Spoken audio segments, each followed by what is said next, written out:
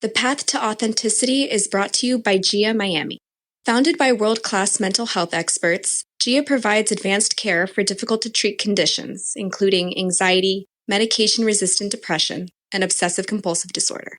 Using state-of-the-art methods, GIA can help people recover from conditions when more traditional approaches can't. Dr. Antonello Bonci has assembled an expert team serving international clientele in a modern and resplendent Miami setting. If you or someone you love is suffering from depression, anxiety, OCD, or other mental health concerns, call GIA at 833-713-0828. You can learn more about GIA by clicking the link in the show notes or by visiting giamiami.com. Thank you for listening to The Path to Authenticity. My name's Tom Gentry. I think of this show as the opposite of small talk. You'll hear real conversations with real people who know who they are. We talk about what makes them who they are, how they became who they are, and how we might become truer expressions of who we are.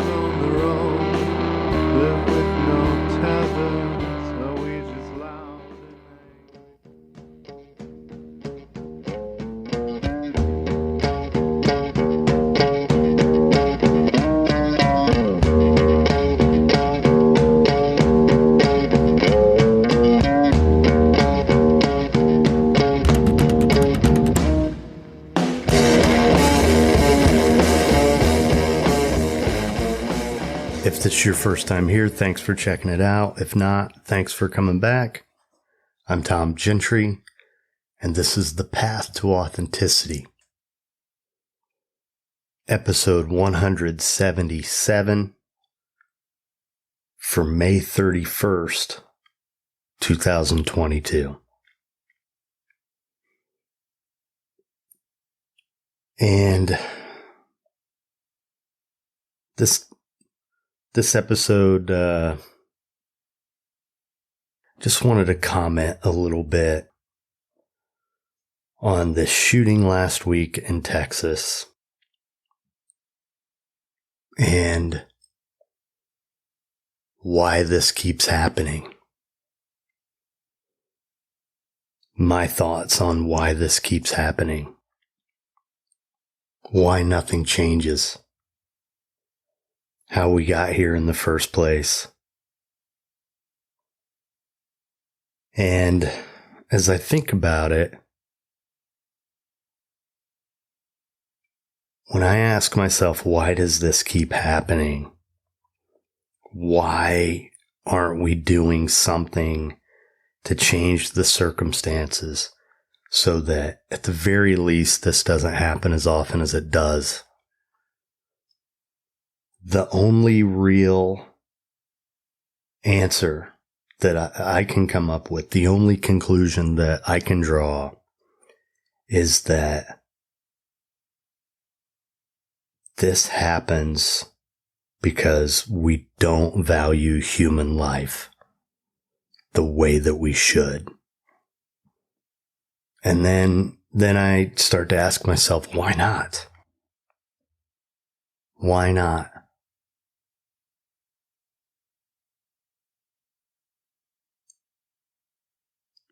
And, to me, this whole Second Amendment argument about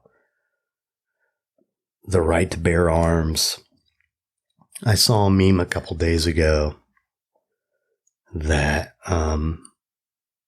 said something about, using the Second Amendment to excuse people who are carrying AR-15s is like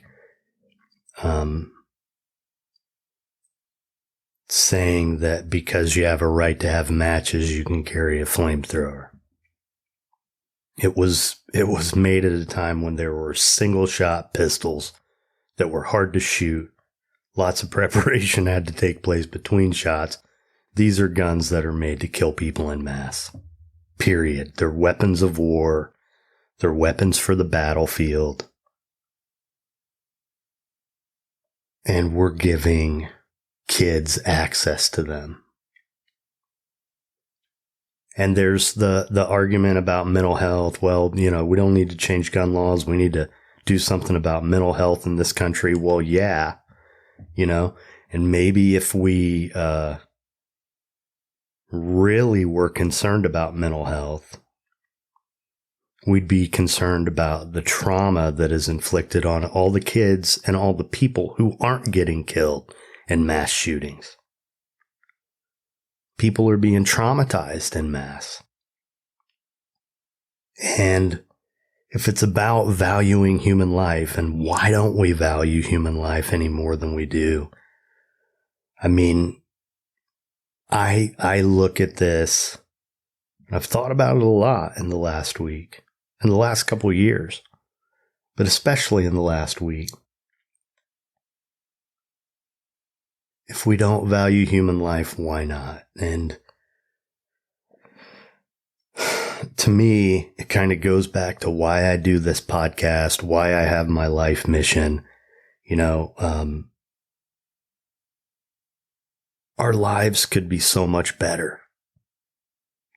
They could be better if we were doing what we wanted to do with our lives.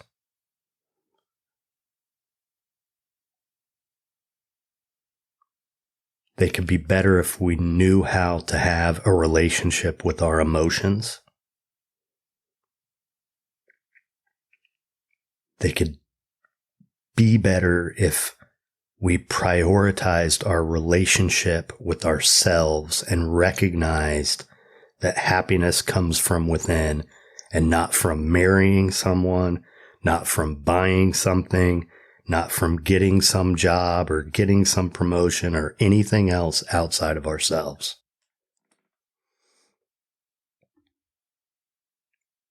And, we live in this society where the whole educational system is antiquated. It's structured for people to leave high school with a diploma and go step onto the assembly line and get a job the way they could in the 50s and 60s. Nothing's really changed. The way that we teach, for the most part, is we teach to tests. We teach so that kids pass tests, so that school districts continue to get funding instead of getting it cut, because if they don't keep the grades up, they get it cut. It's crazy. It's not really about teaching kids something.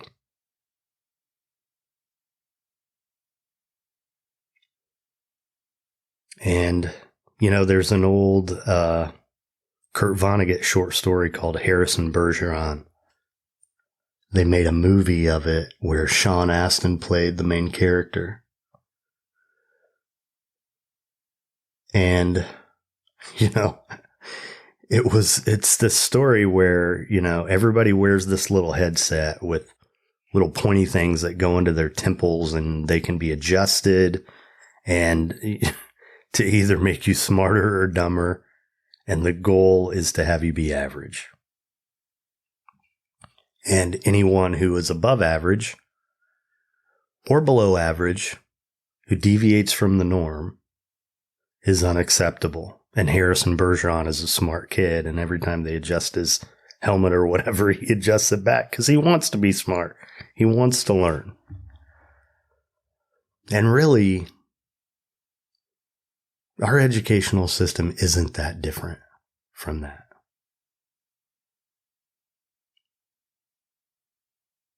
We just want everybody to learn a bunch of basic stuff just so they can pass a test. Then, by the way, if they really excel, if you come from a family of means, then you can go away to college. And if you have connections, then when you graduate from college, you can get a job, a good job. But if you don't have means, you can go into debt to go to college. And if you don't have connections, you can get a job flipping burgers where you don't use that degree.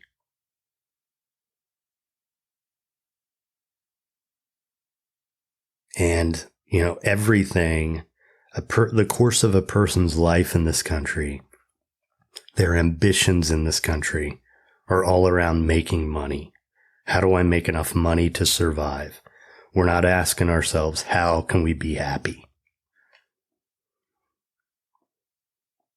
How can we be happy?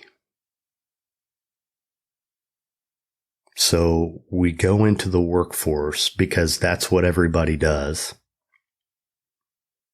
That's the reason, because that's what everybody does. And for the most part, we get a job that's designed to enrich someone else.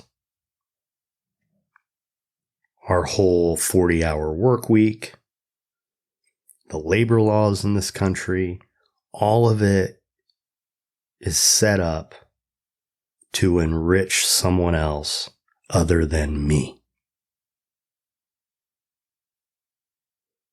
None of it is about me and my satisfaction. And so we go through life cramming ourselves into these holes of this is how you live without actually thinking for ourselves. And then we spend our careers waiting to be able to retire, hoping to be able to retire. We might work 40 to 60 hours a week, with or without a commute included in that. And then when we're 60, 65 or whatever,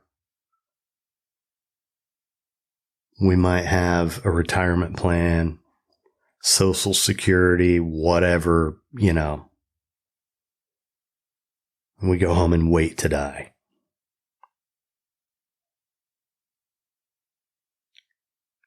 The quality of life is lacking. I could go on and on. I could talk about how we're groomed to believe that we should be in a relationship, a romantic relationship, that if we don't get married by a certain age, there's something wrong with us, that we're supposed to have kids, whether we want to or not. We don't even entertain that we think we're supposed to. A lot of people do, but some people want to have kids and they have kids, obviously. A lot of people want to have kids. But we treat the people who question whether they want to have kids like there's something wrong with them, and there's not. And we treat the people who'd rather not be in a committed relationship like there's something wrong with them, and there's not. So you think about the picture that I'm painting here and ask the question, why do we not value life more than we do? This is why. In large part, most Americans go through life with, the meaning they derive is about raising their kids or accumulating wealth or buying more shit.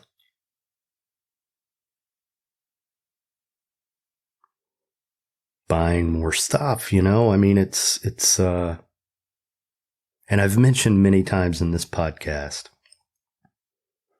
we have this belief that success brings happiness. There's a book out there called The Happiness Advantage by this guy named Sean Anker, and he did the research. There's a school at Harvard that studies it. We know research shows that the opposite is true. It's not that success brings happiness. It's that happiness brings success. If we learn how to be happy, we're going to be more effective. We're going to be more successful.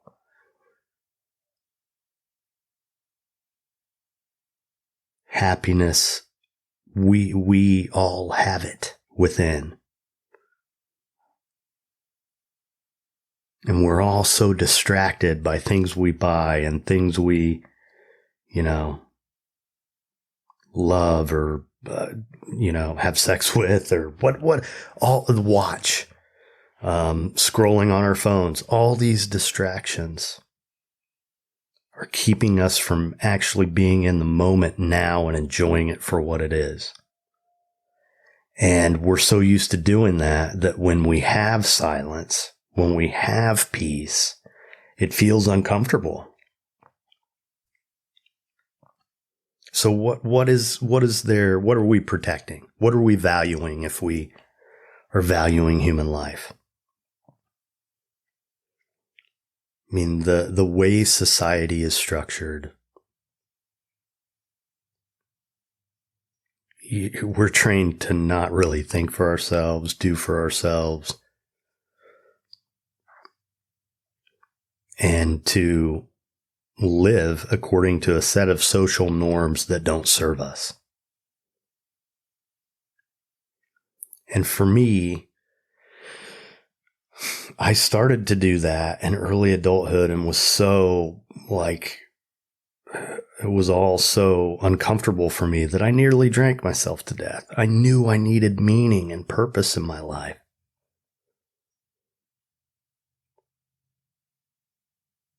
And I got that when I got sober. And the meaning, the purpose, all that stuff has changed. I've gotten it from different things. My career has, sort of gone down this winding path. Things have changed. But I have meaning and purpose in my life. And one of my purposes in life is to teach men how to feel. And there's a reason why I feel so passionate about it. Because I've watched men suffer. I have suffered. I have gone through periods of my life where I thought something was wrong with me if I felt, especially if I felt sad. Because we're taught to believe as men that we're not supposed to feel. And one of the things I experienced as a young adult, late adolescent, young adult, was the loss of male friends to suicide. A number of them. And all of them were going through some difficult set of circumstances in life. A lot of times it was related to the loss of a romantic relationship, or what I would call the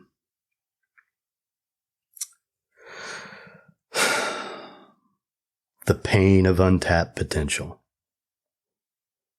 Grieving the loss of who I might have been. This didn't play out the way that I thought it was going to, and it feels like shit. So they took the ultimate action, a permanent action of taking their own lives.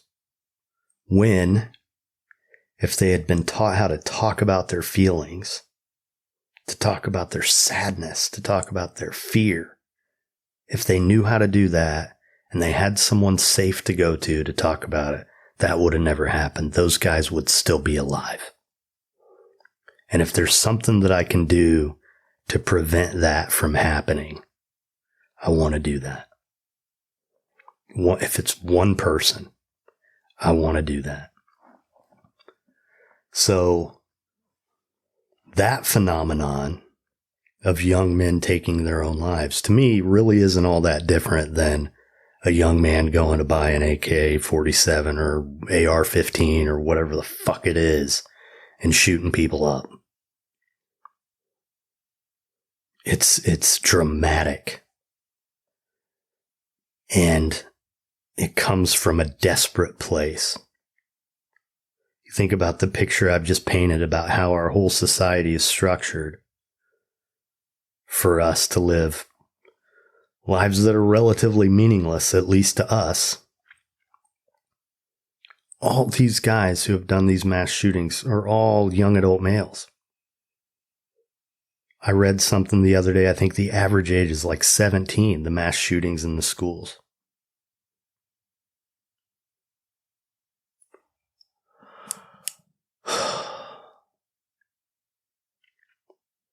And we got a bunch of confused young men who are lost.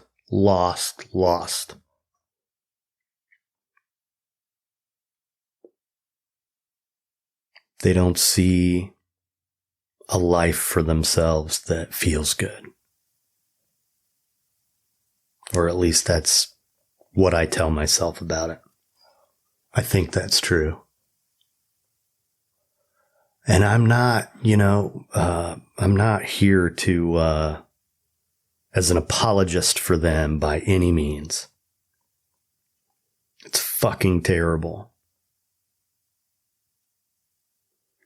But this problem isn't going to go away by,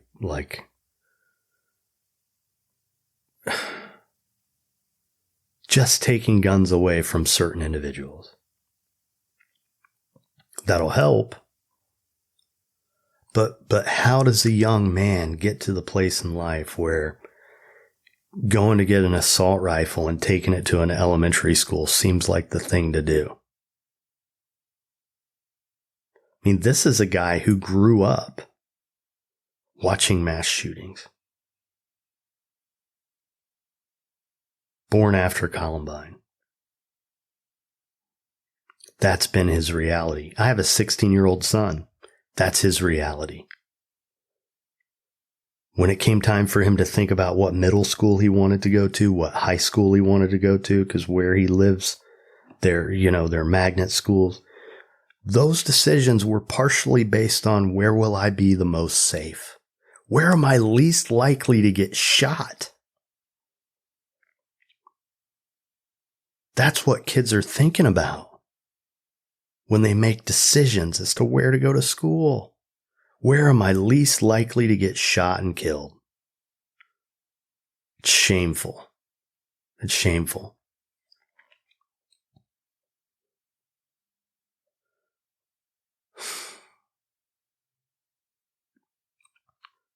We need to learn how to have relationships with ourselves in this country. We need to learn how to talk to each other about our emotions. Or else, when someone's desperate and lost, they're not going to know what to do. And they're going to go fucking crazy. And they're going to do something stupid and harmful. Hurt people. We want to do something about the mass shootings in this country. Let's do something about education. Let's do something about emotional literacy. And yes, first, let's do something about gun control. Because if we just made it slightly less convenient for some disaffected young male to walk into Walmart and buy an assault rifle right now, take it home with them right now. If we made it slightly less convenient for someone to do that, it would put a huge dent in this problem. And if you want to see proof of that, look at the numbers. Look at how these mass shootings have tripled since the assault weapons ban expired. And we're not talking about banning guns. We're talking about banning the sale of assault rifles going forward. That's what we're talking about.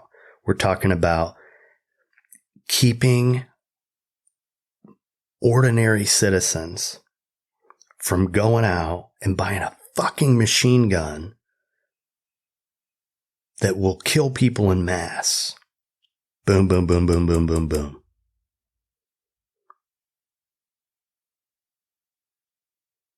This isn't about the Second Amendment. Ted Cruz is not protecting the Second Amendment. He's not protecting your right, my right to bear arms. He's protecting someone's right to sell arms. And the reason why he's the most outspoken advocate is because he's the one they pay the most. The gun manufacturers pay him more than any other politician in Congress. So yeah, he's going to keep saying we need to lock the doors or only have one door going into the... You gotta be fucking kidding me. It's not guns that kill people. Give me a fucking break. It's sad. The truth about this, the reason why I'm talking about this, is because I'm fucking sad.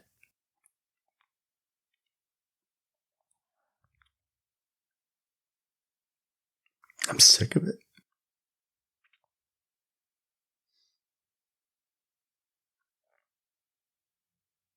I'm sick of watching people die. I'm sick of living in a society where we value human life so little that we can't even keep a fucking kid with a mental health problem from buying an assault rifle. We're not even willing to do background checks. And I'm sad because as a society, we all want that. We all want it. 90% of us want all this. But we're so uninvolved in politics that we just elect people who say what we want to hear and who do whatever the fuck they want and don't care about us. They do what they need to do to stay in office.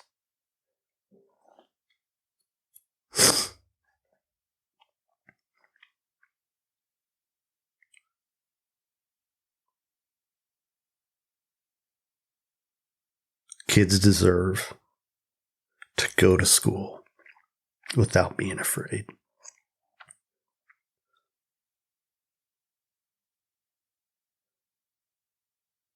We deserve to live in a society where some disaffected young man can't go buy an assault rifle and show up anywhere and start killing people. We deserve to live in a society where life matters. We deserve to live in a society where elementary school children aren't getting murdered in the name of the Second Amendment.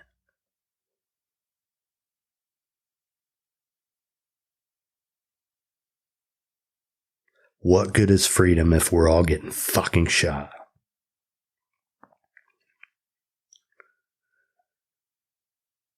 And freedom is, part of freedom is having the ability to limit freedoms that, are harmful.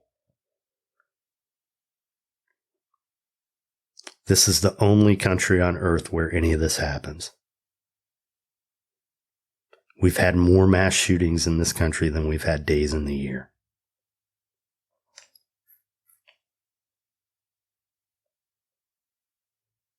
We're traumatizing everyone. Doing nothing is making it worse.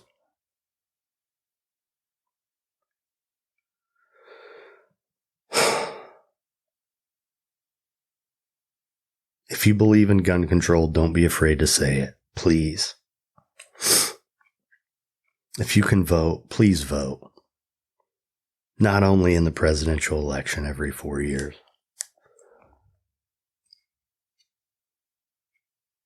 All the down ballot stuff, the local stuff. If you have it in your heart to, be in politics, whether on the local, state, federal level, do it. It matters. It matters. But if you do nothing else, think for yourself. Ted Cruz isn't advocating for your right to bear arms. He's advocating for someone's right to sell them without any accountability, without any regard for public safety, because they fucking pay him. That's what. Don't believe his bullshit about Democrats want to take your guns away. It's a crock of shit. I don't care if you have a pistol. I don't care if a guy with a corner store keeps a pistol under the counter. I don't care if you have a rifle to go hunting. I don't care. They want to make it black and white. It's not black and white. It's not. Don't let them tell you we can't do anything about it. And don't let them make you think that if you think we should do something about it, you're not a fucking Republican or you're not a Christian or whatever.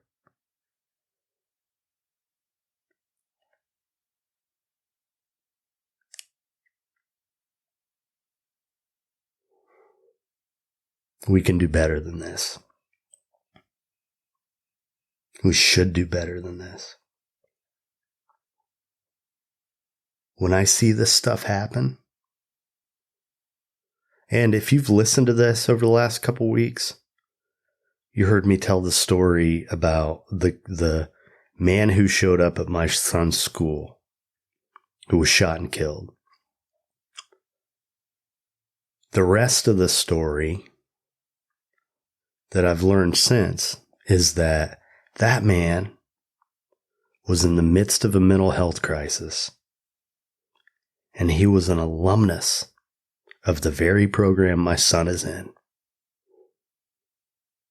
And he showed up at that school because he knew that's where he was safe.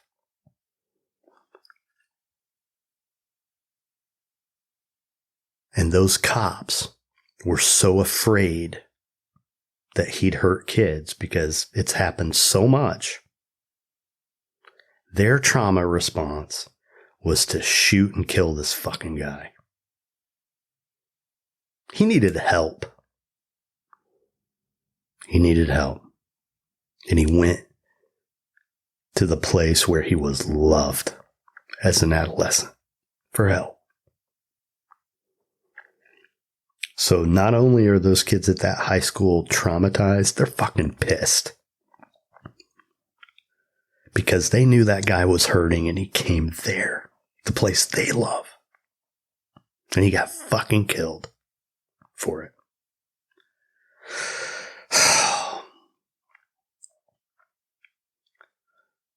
So, saying all that, by the way, it's not the right, killing somebody isn't the solution to this either.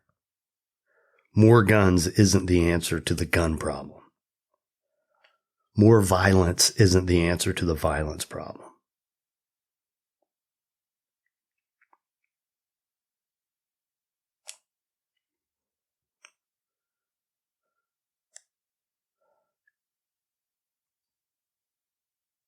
Yeah, so I'm sick of this shit. I'm tired of it. I'm tired of living in a society where this is tolerated. And, I guess if there's anything I would ask of you all listening to this, it's be true to yourself. Live the life you want to live. Be happy. So that when you have kids, you model that behavior for them. That they can do whatever the hell they want to do with their lives and they can be happy and they should be happy. And they don't have to live a meaningless life. They should march to the beat of their own drum. They should think for themselves. That they don't have to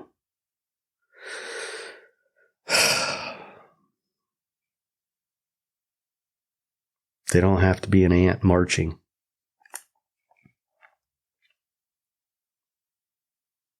They don't have to follow the pack.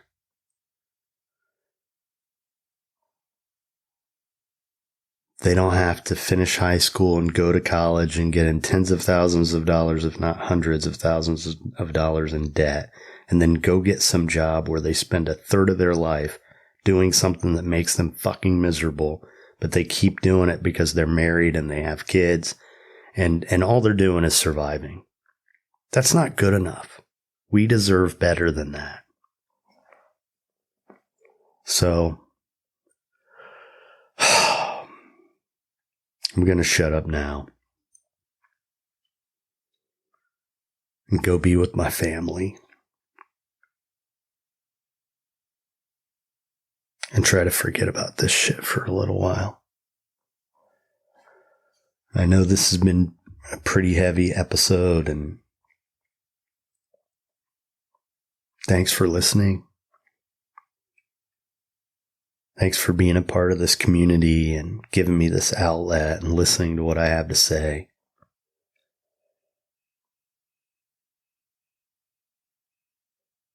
In the midst of all this sadness, I believe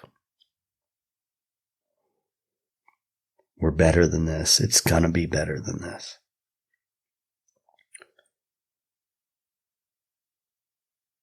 And if for no other reason, because I believe in these kids who are surviving. I believe in my son. I believe in the love in his heart. I guess I'm going to close out by reading a quote from a book. This book, The Will to Change by Bell Hooks.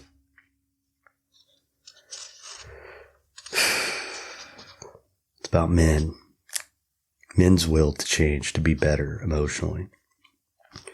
Again and again, a man would tell me about early childhood feelings of emotional exuberance, of unrepressed joy, of feeling connected to life and to other people. And then a rupture happened, a disconnect, and that feeling of being loved, of being embraced was gone. Somehow the test of manhood, men told me, was the willingness to accept this loss, to not speak it even in private grief. Sadly, tragically, these men in great numbers were remembering a primal moment of heartbreak and heartache, the moment that they were compelled to give up their right to feel, to love, in order to take their place as patriarchal men. Everyone who tries to create love with an emotionally unaware partner suffers.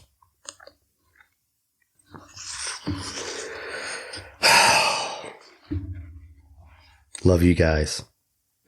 Thanks for being here. Be nice. That's our story. I hope you enjoyed the punk rock opera. And we have one last piece of music for you. It goes like this.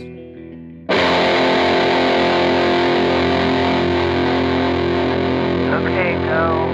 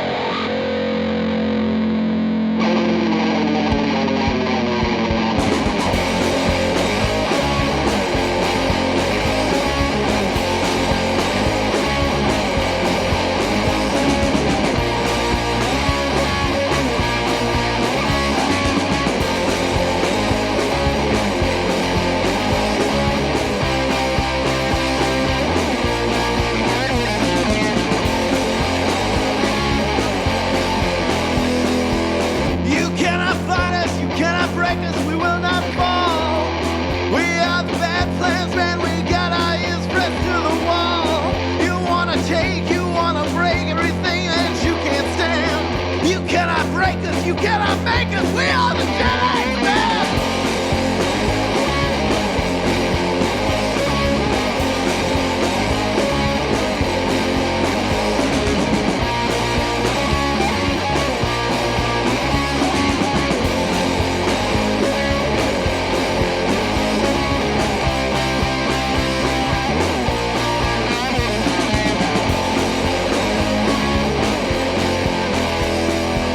We're just the losers.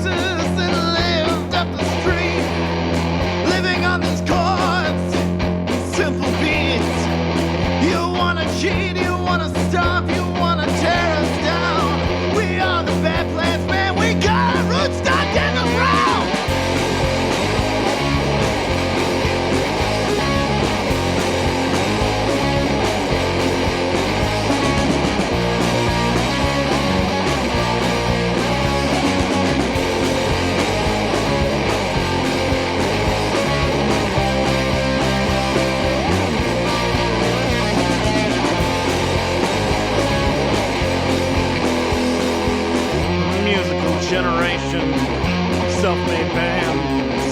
We cut our teeth with bloody hands. The rage has instilled in us. Can feed a crowd, give them a rush.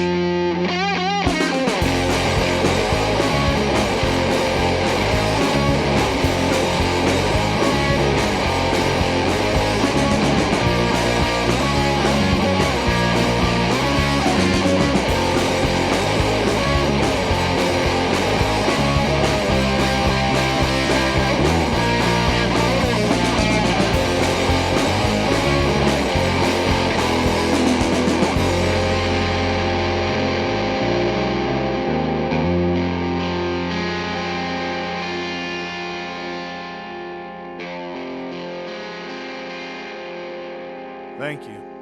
And good night.